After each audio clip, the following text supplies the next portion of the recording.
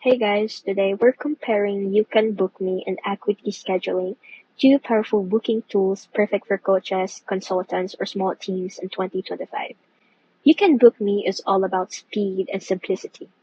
It syncs easily with Google or Microsoft calendars, blocking out your busy times in real time. Offers straightforward text-based booking pages, simple for clients to use on mobile. Great for embedding booking links into email signatures, social media, or landing pages.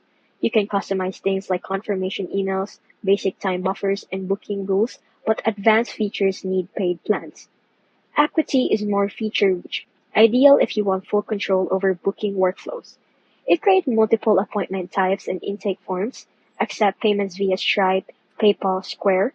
It offers email reminders, pause session follow-ups, and packages or gift cards all built in. Let you customize branding, availability, and even sync with Zoom or Google Meet. Perfect if you run services like coaching, fitness classes, or therapy where client intake and payment matter. Go with You Can Book Me if you want a fast setup, calendar first tool, and don't need payments or booking extras. Choose Acuity if you want a complete booking platform with payments, reminders, branded pages, and client intake. And that's your 2025 scheduler showdown.